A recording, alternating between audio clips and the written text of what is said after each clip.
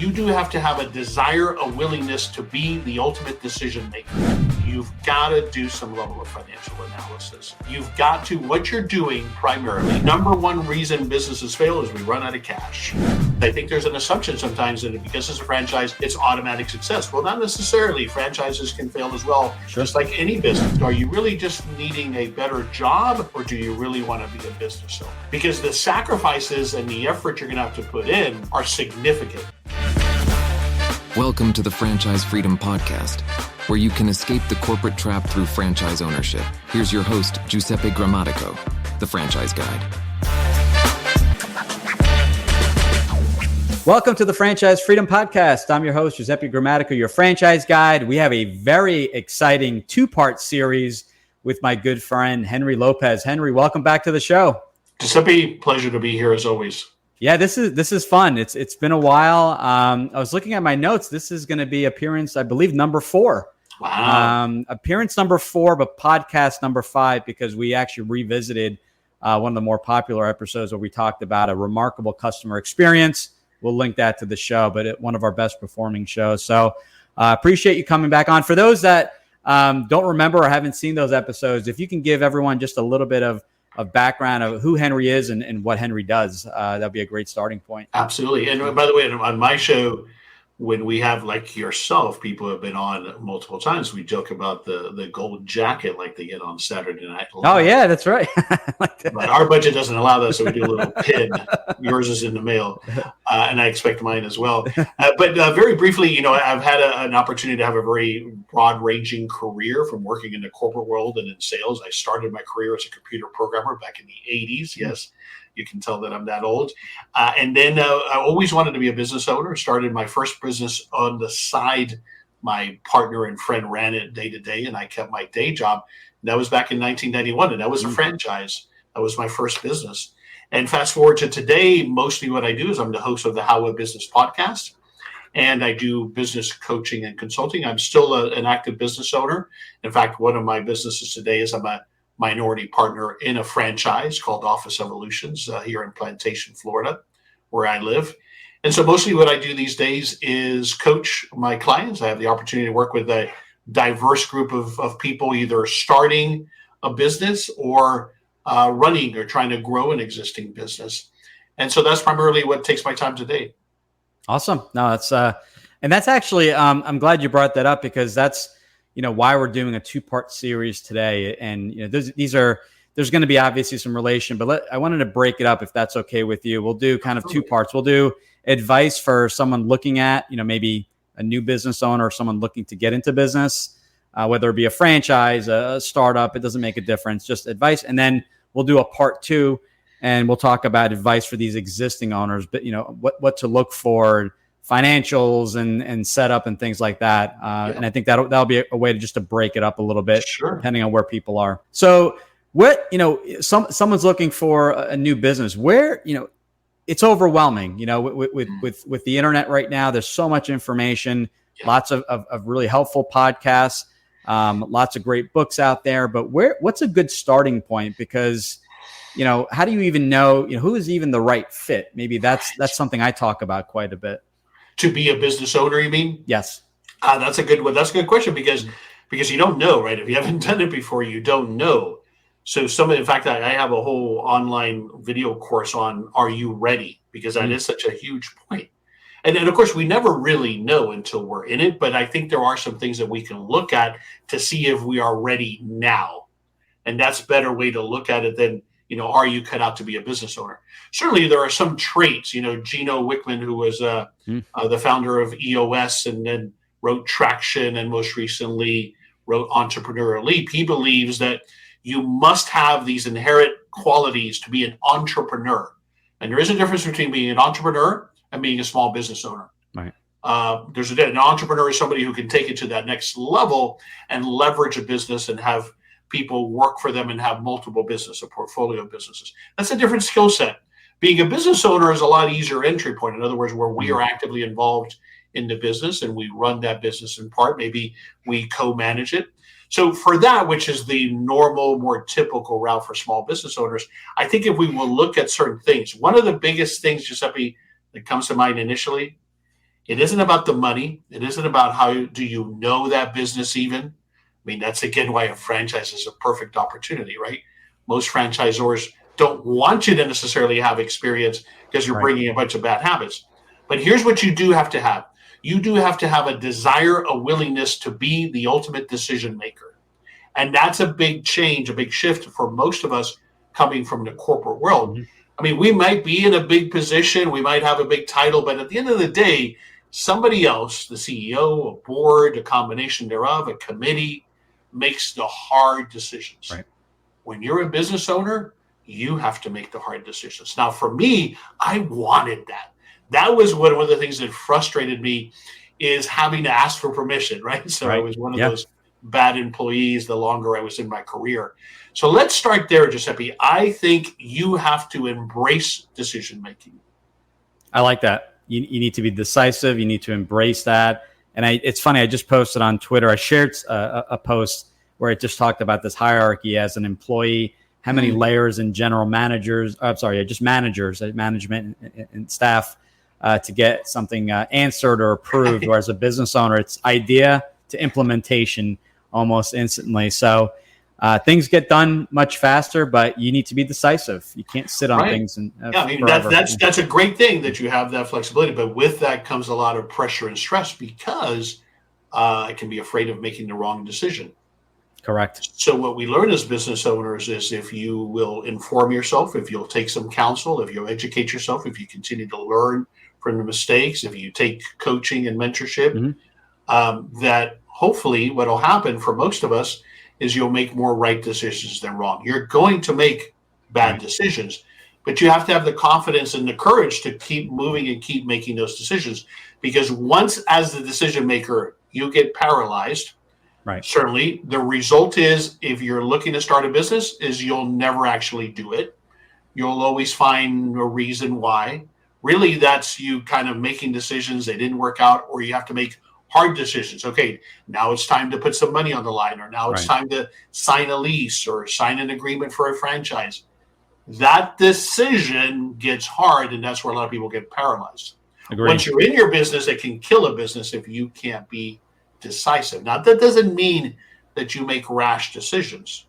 You know, choosing to start a business, selecting a franchise should take a lot of analysis and time. Right. But then at some point, I got to make a decision to move forward, right?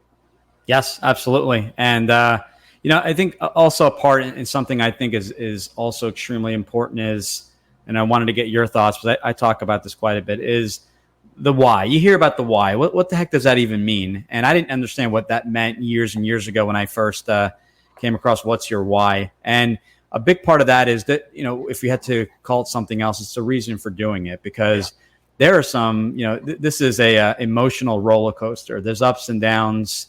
Clients come and go, right? People, there's issues, there's success stories, there's everything in between. And you really have to remember why you're doing this. And people that are just doing it for the money, I would push back and say, well, what else are you trying to achieve? Right. My why was much different than the next person, but my why was to spend time with family. So I became a soccer coach and never missed a game in my kids' careers. So that was my why, and that's what kept me focused on it, on those ups and downs, those late nights, those days I didn't want to even go into the office. But as basic as that sounds, that's what's helped me in the past 20 years being in business, kind of get through the day to day. And I wanted to get your thoughts there, because that's a major one. And without that, it's like, it's kind of like the other stuff doesn't make as much of a difference if you don't have that strong enough why. No, agreed. It's what's going to get you through the decision making to the point we're just talking about. But then once you're in business or fighting through to get that business launched, right? You got to have a longer term thing that this is helping you get to, right? But it's interesting that you brought it up. I do have a problem, I think, there's a lot that's been talked about. Do something that you're passionate about. Do something that you love. I don't know that I buy into that as much. What I'm passionate about is running a business that serves my customers and clients well, that is profitable, and that is a vehicle that gets me to where I want to go. Yeah. And just like you, for me, it was what does it afford me? Dan Sullivan, a strategic coach, talks about those freedoms. What is freedom of location, freedom of time, freedom to work with the people who we want to work with, that freedom of location and flexibility of our time, that for you and I has been invaluable as we have raised our children, right? So you're absolutely right. You have to have a higher purpose, a desire to fight through the hard times. And it is also going back to what, talking about starting a business, thinking about that is what separates you then from, are you really just needing a better job, or do you really want to be a business owner? Because the sacrifices and the effort you're going to have to put in are significant. And so to your point, unless I have a strong enough why, it's not going to happen. Absolutely. I couldn't agree more. And it's funny you mentioned we did a 2-part series on the 5 freedoms by Dan Sullivan. Freedom of purpose. Yeah. And so let's talk about this passion piece, because this is a very popular topic. And I was stuck in this phase for years, trying to say, well, what am I passionate about? Well, I'm passionate about soccer, so I'm looking at soccer franchises. Exactly. Yeah. There's nothing wrong with it, and soccer startups, and maybe I should just buy a team. Well, that was out of budget, so maybe maybe sponsor the kids team. We'll start there. But and to your point, a business, I look at it as that vehicle. So when someone says to me, I want to be passionate, passionate about the business, I'll say, well, what are you passionate about? And we'll talk about things. Maybe it is the soccer and the spending time with the kids. So why not build a vehicle, right? You want your kids in the business. Some of them are, really young of age, 2, 3, 4, 5 years old. So why not build a business that doesn't require 100% of your time, that has systems in place so you can do what you're passionate about, which is spend time with family, travel, maybe go to those soccer games overseas and do the things you always wanted to do. So that's a big part of it. The passion piece trips people up. But it's the focus on what do we mean by passion? Because again, I'm passionate about pizza, but that doesn't necessarily mean that we go open another pizza franchise, right? Which was that first business, by the way. So I understand it very clearly. So yeah, we got to be careful which passion we're talking about, right? And I think it has been confused with, because I have a passion for soccer, that should be where I explore. Sure, there might be an opportunity there, but it goes beyond that. And really, what you're articulating is the passion that matters is the passion beyond the particular business. And as we're saying, and I think it's a great word to add as an analogy, is it's a vehicle to allow me to enjoy the passion that I really am focused on. For us, spending time with our family, everybody has a different passion in their life. Right. So the business allows me to enjoy that passion. Right. Now, I'm passionate about business. I love business. That's why you and I have a podcast, in part because we can talk about business until we're blue in our faces. I'm sure our wives will attest, right? Yes. So this is what we're passionate about. We love business and we love helping others achieve that same dream of owning a business. Yeah, I like that. One little thing, and this is for a topic of another episode. In my teens and going into college, I was passionate about gaming. Gaming at the time made the big leap to online with all the various platforms. So I went out of my way, took a pay cut, and worked for a gaming company. Really? 3 months, killed my passion for video gaming. Being in it every single day, it had nothing to do with gaming. It was testing. It was marketing. It was a lot of aspects that I did enjoy. I don't regret that experience. It helped me realize, that's what do I enjoy doing. It doesn't have to meet my day to day. My passion is the things I like doing. It's not a requirement. I could do as much as I'd like. I could travel as much or as little as I like. So quick little story, but anyway, I didn't want to. What makes me think about as well, Giuseppe, as it relates to business, is that we have to think about the life that we wanted to support down the road, right. In the horizon. At that point, I suspect you may not have been married. You may not have had kids then, right? So it's a different perspective. So how does a business then, how does it play out for us to that longer term why, that longer term vision for our lives? Yeah, I like that. This is great. We got to talk more often. So I don't know if anyone knows too, but we always exchange. Henry and I exchange ideas all the time. So consider him a friend, a colleague, a mentor. We're always comparing notes. I feel like I'm asking more than Henry, but hopefully I can reciprocate. But I do appreciate all this. What else? But we're gonna talk about existing business owners here in the next episode. But what else? Maybe we'll talk, because you've done some workshops. Talk to us a little bit about financial planning. Because that's something that I've noticed people they get so excited. They look into a franchise, a startup, but it's like, I'm going to dive into. I'm going to quit my job. But then I'm like, well, have you planned accordingly? Right. Who's paying your student loan or your rent or your mortgage? So can you talk to us? Maybe we have 5 minutes left in the show. Kind of maybe we'll go into financial planning or getting prepared for that. No, I think it's huge. I am amazed as well how many people will go into starting a business just on the enthusiasm, the passion. I'm passionate about it, so it'll work out. Right. Even franchises, because I think there's an assumption sometimes that because it's a franchise, it's automatic success. Well, not necessarily. Franchises can fail as well, sure, just like any business. Yeah. Because a franchise may work well in a certain situation, but maybe not in this market or in this situation. But the financial analysis, you've got to do some level of financial analysis. You've got to, what you're doing primarily, and I know it's just projection. So sometimes people say, well, listen, it's just a projection, so why bother? Well, it's critical, because you want to at least be able to validate in your financial projections, and then get others to validate it for you. Certainly, if you're going to get a loan, the bank is going to help you validate it. Right. If you're working with somebody like Giuseppe as a consultant, he's going to give you some input. A franchise can't, for legal reasons, they have to be careful. They're going to share with you financial statistics, perhaps of existing units, but they have to be careful there by law as to what guidance they give you. Right. But get a coach, get a mentor, get somebody to help you. Your CPA can help you. But here's the thing. There's a difference between a business idea, which might be fantastic, and a business model. Mm-hmm. A business model is how I will take that product or service to market profitably and with the ability to scale. And if those two things aren't inherently in place, then my pricing could be wrong. Right. My overhead could be too high. It might be a wonderful franchise, but I'm going to pick a location where the rent is going to kill me, mm-hmm. or I'm paying too much for staffing. All of those variables we need to analyze to make sure that the business makes financial sense. Right. Yeah, there's a lot of aspects to that. Really getting prepared, reviewing that.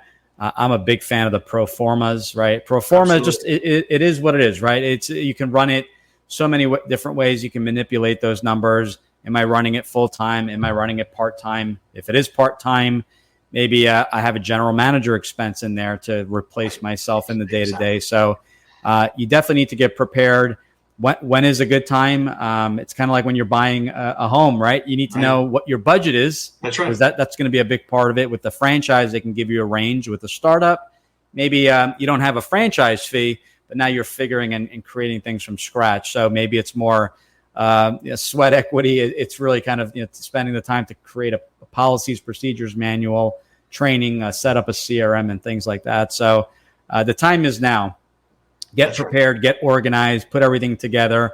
If you don't sure where the numbers fall in, grab it. And there are companies, coaches and consultants that can assist in kind of figuring out, what that all looks like, how quickly you need to scale. Some people love the idea of brick and mortar. They want to leave their job, but then they fail to realize it may take a year or more to get that operation up and running. So if you're leaving your job now and not receiving any income until that business opens, what are you doing? Do you have the funds available? That's the financial component of it as well that people don't think about. You talk about that often, that people forget about. Oh yeah, how am I going to cover my home expenses? Yeah. Do I have enough working capital? The number one reason businesses fail is we run out of cash.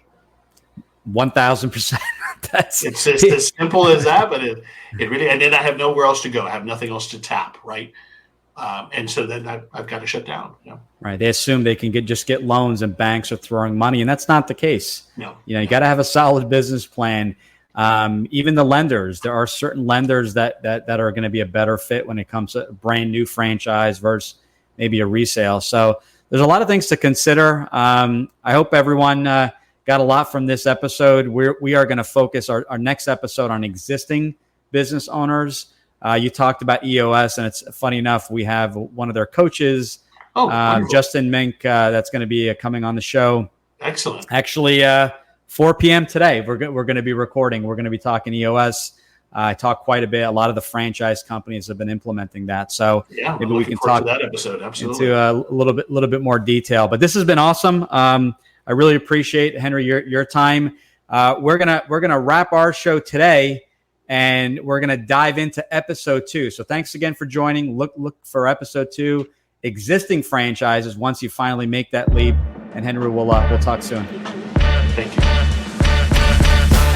Thanks for tuning in. If you want to learn how to make the transition from corporate to owning your franchise, join Giuseppe on the next episode. You can also follow on all social media platforms and achieve financial and time freedom today.